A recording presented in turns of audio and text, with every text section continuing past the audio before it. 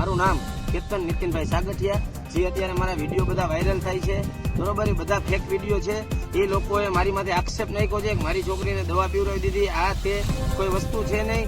અમે બે 4/4/2023 થી પરિચયમાં આવ્યા, કોઈ દાણા જોવરાવા આવી ને એવું કઈ હતું નહીં. એના સગા ફૂઈના છોકરા વિકી ગોહેલે અમારા બેનો પરિચય કરાયો. ત્યારબાદ મારા માતાજીના માંડવામાં એનો પરિવાર આખો આવ્યો, એનો ભાઈ બધા આવ્યા હતા, એની બેન ને બધા મારી જોડે આવ્યા હતા.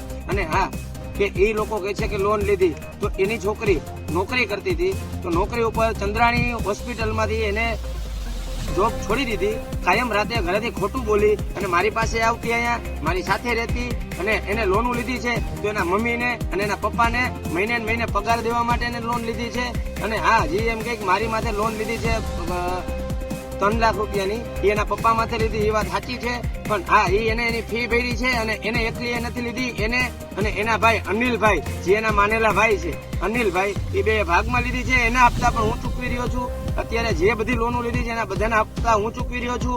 ગયા જ ગત મહિનાની તારીખે, ગયા મહિનામાં 1,20,000 રૂપિયાના દાગીના છોડાવી, અને તમારે 1,20,000 ના દાગીના વિઠ્ઠલભાઈ રાદડિયા બેંક આપણે ચૌધરી હાઈસ્કૂલ રહી ત્યાં છે, ત્યાં તમે સીસીટીવી ફૂટેજ ચેક કરી શકો છો.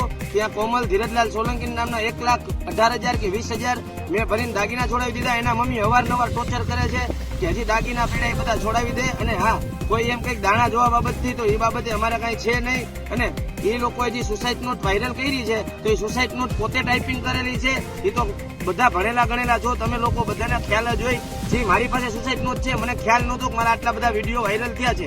મને કાલે ખ્યાલ આવ્યો એટલે મેં સુસાઇડ નોટ વાયરલ કરી. અને હા, એના મમ્મીને એને બધાને એવું હતું, તો 6 દિવસ લગીન મારી સાથે લોકઅપમાં હું હતો. 6 દિવસ ત્યાં તાલુકા પોલીસ ચોકીના સીસીટીવી ફૂટેજ ચેક કરી લ્યો, ત્યાં હતી. એના મમ્મીને એને લેવા આવ્યા, પરાણે જબરદસ્તી મારી માટે ફરિયાદ કરાવી અને 151 કરાવી. એ 24 કલાક મેં જેલ કાપી, અને એ મને એને જ છોડાવ્યો.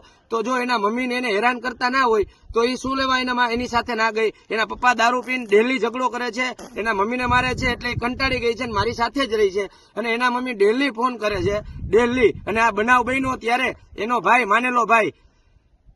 માનેલો ભાઈ યોગેશ ગોહેલ, જે ભગવતી પરામાં જ હાલ એની બાજુમાં જ રહી છે, અને એની બેનનો દિયર થાય છે, એ પોતે ધાણી ખજૂર ને બધું દેવા આવ્યો હતો. ઠંડુ પી અને હું અને યોગેશ અમે બે બારે નીકળી ગયા.